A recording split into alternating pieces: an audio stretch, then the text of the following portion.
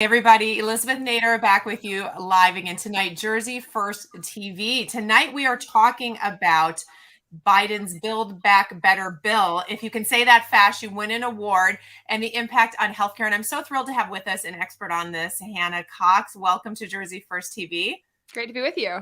Hannah is a libertarian conservative writer. So to my audience, you can go find out more about her. You can listen to her podcast called Based. It's great, but she is also the content manager and brand ambassador for the Foundation for Economic Education. But here's what I really love about you, Hannah. Really, really love is you are a fierce defender of free markets, individual liberty, and limited government, which is a great segue to talk about this huge infrastructure, as it's called, although I would argue with that word, Biden's Build Back Better bill, which is being negotiated in the Senate right now. Now, listen, there are a lot of moving parts to this, and it's hard to get your arms around it.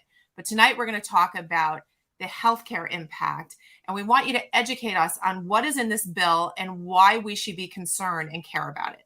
Yeah, so you're right. This bill is massive, and this actually has bigger implications for our political system than just this bill, where we don't actually pass very many bills anymore. Now, some people would say it's a good thing. The less Congress is doing, the better. Yeah. But on the other hand, what we see them increasingly doing is shoving everything they can find into one big package and passing it with the smallest margins, the slightest majorities. And that's what Build Back Better has been. We saw Republicans actually kind of give them a win a little bit earlier this year, where they did pass the infrastructure companion bill, basically, that ended up having a bit more to do with infrastructure than it did on the front end. Initially, they tried to put a lot of climate change, a lot of very socialist policies in that bill. That got stripped out. Republicans passed it. It got kicked back to the House.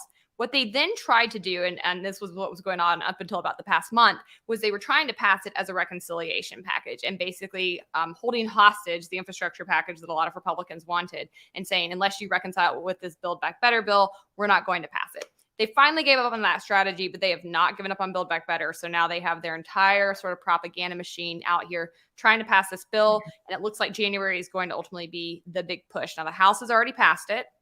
So it's coming down to the Senate. And here's what people should be afraid of. It doesn't just come down to the Senate. It comes down to two people in the Senate. And that's because of the two-party system, you really don't see a lot of independent thought, even when people do get to the highest levels of being a politician. So if you're in the Senate or you're in the House, you might think that the average member of Congress has a lot of power. They don't. Basically, they're told by their party leadership, this is the bill. Maybe they get to read it. Maybe not. You're going to vote like this. And if you do not vote like this, then you're not going to get committee appointments. You're not going to get any special attention from the party. You're probably going to get primaried, and they'll go after you with all they have. We have two senators who are Democrats in the Senate who are holdouts on this bill right now. One is Joe Manchin, who's a senator from West Virginia. One is Kirsten Cinema, who is a senator from Arizona. Now, they're both in what I would call sort of red-purple states, right? Where Arizona has been really red. It's increasingly becoming more and more purple. Cinema recognizes that. She's a political animal. I think she is a pretty progressive person, but she wants to keep her seat. And so she's holding on. And then you have Joe Manchin, who's sort of what I would define as an old blue dog Democrat, right? Where he's not as progressive as where the Democratic Party is moving. And he's in a state, West Virginia, that has become pretty red, went for Trump pretty heavily. And so he's holding on to his seat for dear life as well. So we have a little hope that they might not cave, but they have been going after them with everything they have. If you follow the media around these two, you'll see constant hit pieces about them. Unions have been coming out heavily against them. They're spending a ton of money to try to convince them. And this should scare people, because Build Back Better, I've been saying for some time, is the worst piece of legislation I've seen in my lifetime. It is so big.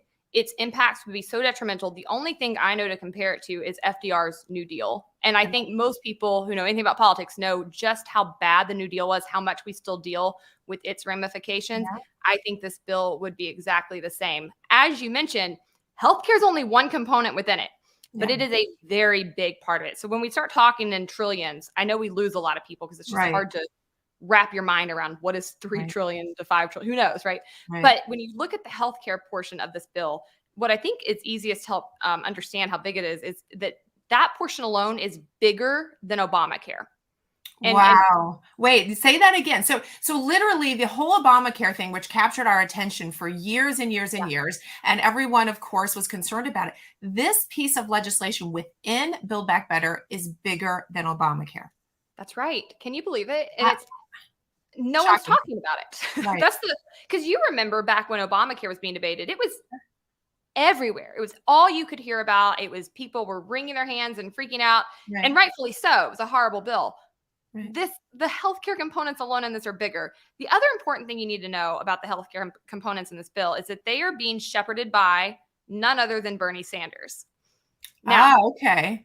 That will tell you the point of view, the worldview that it's coming from. Okay. Right. We know he's made it clear in no uncertain terms that this man's goal is to get us to a single payer system. Right. He does not want our system to work. He's not trying to fix our system. I think everybody can agree our healthcare system is completely corrupt, really problematic, and hardly anything within it has anything to do with free market capitalism anymore. I did a whole episode of my show based about this. For people who aren't up to speed, you can go back and watch it. But if you really trace back our healthcare system over 100 years ago, I would say it was lost. It has been so controlled by the government, by unions, overregulated. And that's why it is so expensive now. It's hard to get doctors. And we increasingly see that getting worse and worse.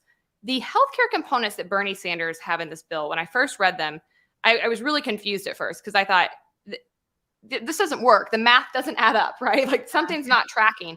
And so I called a couple wonks, people I know who specialize in healthcare. And I said, he's trying to break the system, right? That's the only thing that makes sense. That's the only thing that makes sense. And they said that you're exactly right. That's all. Basically what he's going to do is first and foremost, he wants to expand Medicaid. So Medicaid, there's two government programs, Medicaid and Medicare. Medicare is for older people. It's for people who have disabilities. It's mostly been sort of the more like favored program. I think a lot of Republicans tend to support it. And then you have Medicaid, which is for poorer people. And they're constantly trying to expand these two programs. Both of them, though, no matter how you feel about them, are broke and have been broke for some time. They're constantly trying to figure out ways to like keep making them work. Bernie's bill doesn't do that. It comes in and it actually expands the services that Medicare would cover. Now, what's weird about that is these services are things like dental, hearing. They're sort of supplemental healthcare services. And most people who are on Medicare already get those things through something called Medicare Advantage. You pay a slightly bit more for Medicare Advantage and you get these things. He's trying to basically cut out Medicare Advantage, which is the one part of like the free market healthcare component within the system that's working pretty well, and funnel it all into the government program. They can't afford these services they already offer under Medicare. And so what I think would happen if this were to pass is, one, you would see Medicare premiums go up almost immediately for seniors who are on fixed incomes. Secondarily, I think what would happen is that it would finally break the system right as all of the baby boomers are retiring and entering Medicare. And then what happens? There's an outcry for a solution. And what is that solution? Right in their back pocket, single payer healthcare. Single payer. There you go. That was the goal all along. So seniors need to be worried about this, and ultimately the younger generations, because we're heading towards that, but it will break the bank. Similar to Obamacare when they said, no, your premiums won't go up. In fact, that was quite the opposite. So this is really Bernie and his ideas that are being reflected here. So you've got him trying to change Medicare and Medicaid. You've also got him messing with drug prices, right? Tell us about that. That's right. So also within this, we see some components where basically they want to be able to come in as the government and fix prices of pharmaceuticals for governmental programs. Now, because of how massive these governmental programs are, because of the sheer number of people who are already on them, this would have major implications for the entire market. We know, and we've seen this over and over and over throughout our history. This is what I would, maybe it's not Econ 101, but it's like Econ 102. Price fixing does not work. Like, has never worked. Right. All it does when you say somebody cannot raise the price of something and then demand stays the same or increases, as it often does when government starts subsidizing things, is there's a shortage. People can't get what they need. Companies don't rev up the production of the product that is then price fixed, and you get shortages. So when you look at what would happen to pharmaceuticals around this, we have many predictions already, and from pretty nonpartisan, unbiased sources like the Congressional Budget Office, who have said that this would not only lead to shortages, it actually would lead over time to less drugs coming to market. It would stifle innovation. Right. And ultimately, we even see studies showing now that they believe this would shorten the lifetime of Americans if this bill were to pass. One study said it would be 30 times more deadly than COVID. Wow. That's amazing.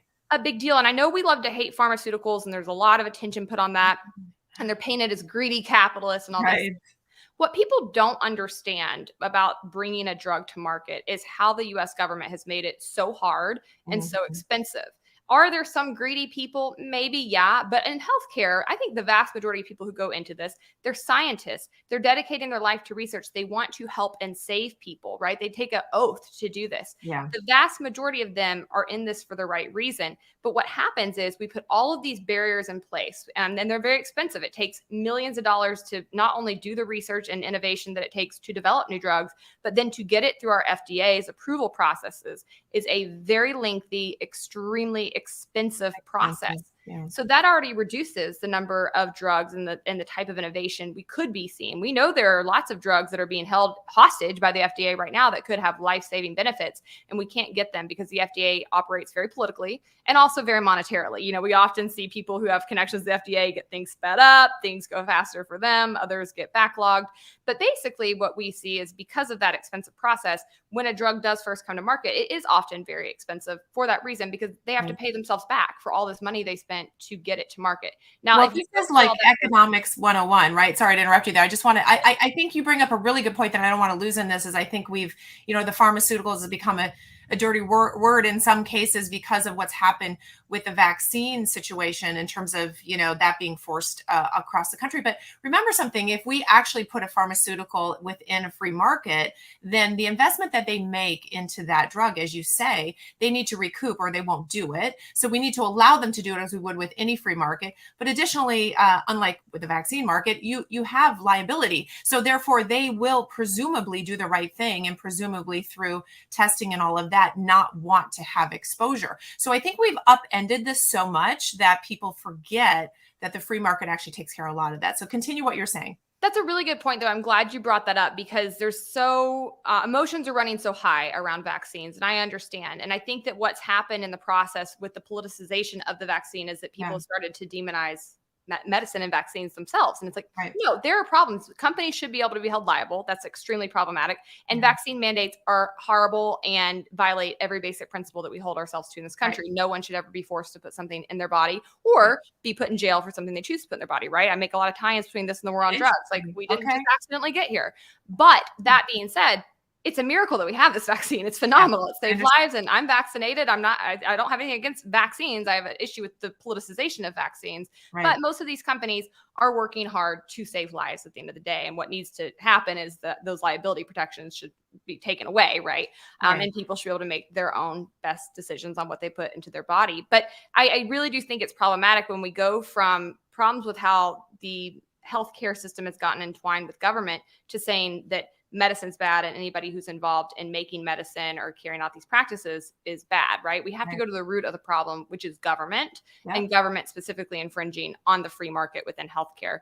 This bill does not do that. This bill continues to add more layers of government infringing on the free market. And so the price caps is a particularly insidious component of this bill that I think would be very detrimental. We can already see some implications of what this might look like in other countries who do not have some of our same market type protections, including even first world countries like in Europe, where we already see a substantially fewer number of drugs being developed and brought to market. If you look at the companies that are pioneering the COVID vaccine, those are American companies. That's right. There's a reason for that. We have the intelligence, we have the supplies, we have what the rest of the world often does not have, which can produce massive innovation and extend quality of life. This is why we see in every country where capitalism is tried, even imperfectly, like here in the US, we see longer lifespans. We see a higher quality of life. We see more diseases being cured. And this is another step that would move us further away from a free market capitalist approach to healthcare and continue to give the government monopoly power, which should terrify everybody. And I think that, you know, again, I don't know why the healthcare components are not being shouted about as much as they should, but they're very dire.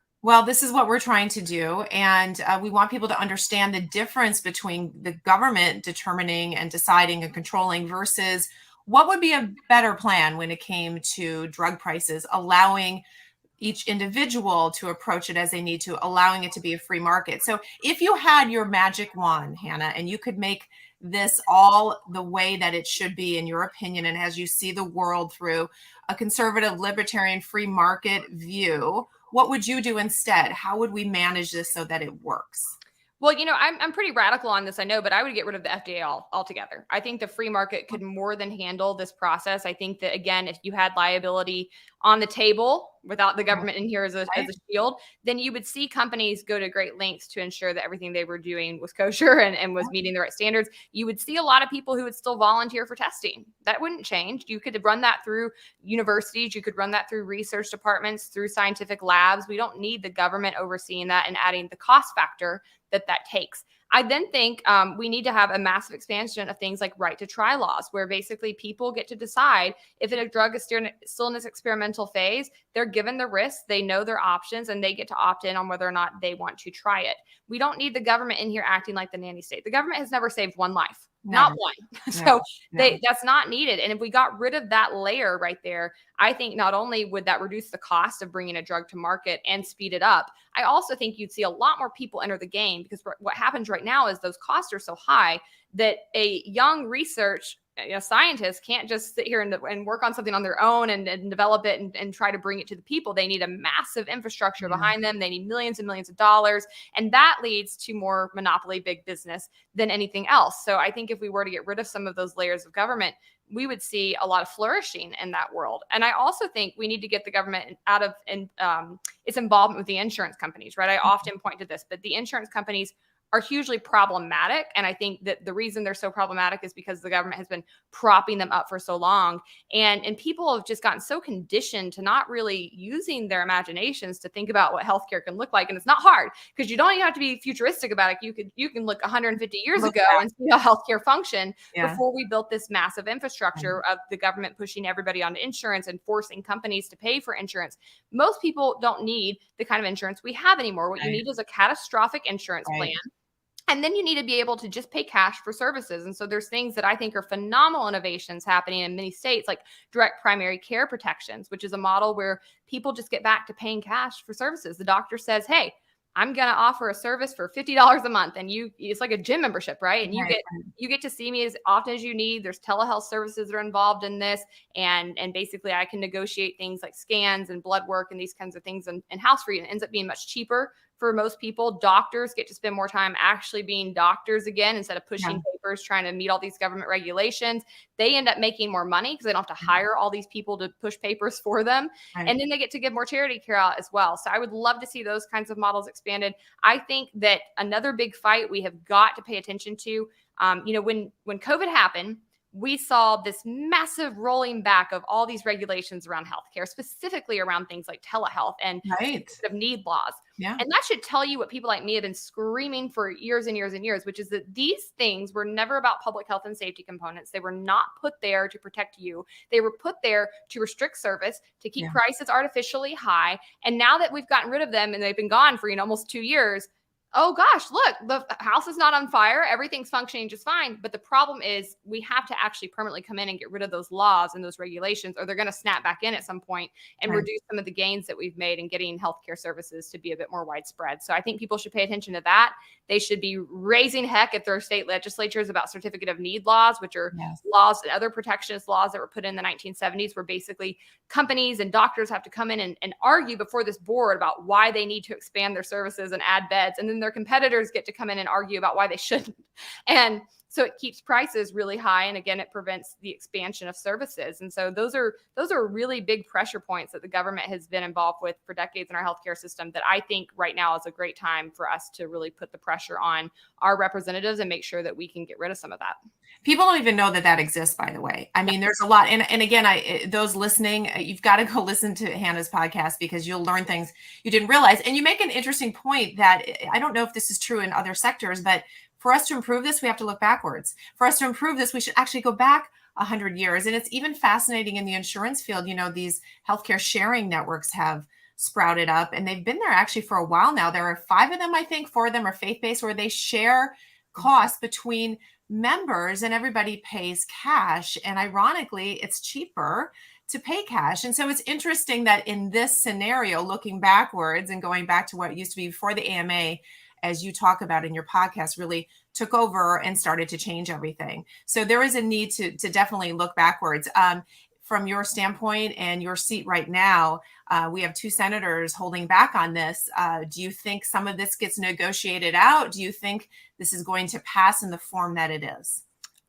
It's hard to say, right? Anything can happen, but I will say that we have already seen some things taken out, which is encouraging. I've been really focused on a lot of advocacy around this. They had some really terrible labor provisions like the PRO Act in there initially that have been removed. So Yeah. all hope is not lost. I still feel very hopeful we can kill the whole thing. I really, really Oh, do. wow, that'd be great. But we need people to get involved. People have to raise their voices. They have to speak up. They have to push back, specifically in states like Arizona and West Virginia. But give them an encouraging note, right? Yeah. It doesn't, just because you don't live in their state doesn't hurt to hear good things. As somebody who is a public figure, you deal with a lot of hatred. So anybody encouraging you really helps strengthen your morale. That's a good thing for people to do.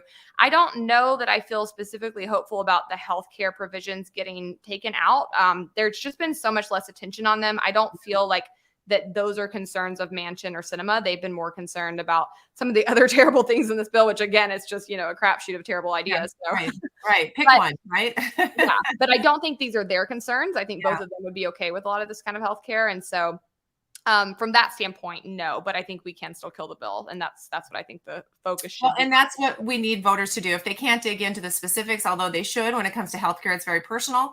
At least know that what you've heard today is very discouraging, and reach out, call your own representatives, but let Manchin and Cinema know that, listen, guys, we need you to stand strong. I have to tell you that New Jersey gives more money out of state to other Congress and senators than I think any other state in the union. It must be because we're always hopeful that someday we'll get, Right. better representation. Yeah, but I'll tell you what, it matters when you donate to campaigns as well. So overall, we need people to speak out. How can people find out more about the Foundation for Economic Education and what you do and follow you? Yeah, so they can follow me on Twitter. I'm very active at Hannah D. Cox. I'm active on Facebook at Hannah Danielle Cox 7, I think. I have a public Facebook page there. So I use both of those tools to try to get information out. Yeah. My podcast is under Base Politics, and you can find it on Apple, on Spotify, on YouTube. It's all over the place. And I do a lot of really big deep dives there, and would love to connect with people. So have them look me up. And again, my main goal is to keep people informed about what's happening around them. And so if I can act as that kind of mouthpiece, that's me doing my job. Well, it's really important, and you do a great job. And I do think people should listen and get informed. They learn a lot. I'm going to end this podcast with what you say. And I saw this on one of your bios: learn how to think instead of what to think, which, oh my gosh, isn't that true? Critical thinking has gone out the window. And I love that saying. And this is something that people need to start to dig into. They can no longer sit back and think that what they're doing in Washington will somehow work out. Before we know it, we'll wake up and we won't recognize where we live. So it's time to think about everything, be critical on what you think, and make your own decisions and speak out. Hannah, thank you so much for helping us understand that. We would love to have you back in the future with all of your knowledge. We just really, really appreciate your time. Happy to be here. Thanks for having me. And to my audience, guys, check this out and look up Hannah, get informed, and we will see you guys next week. Have a good evening.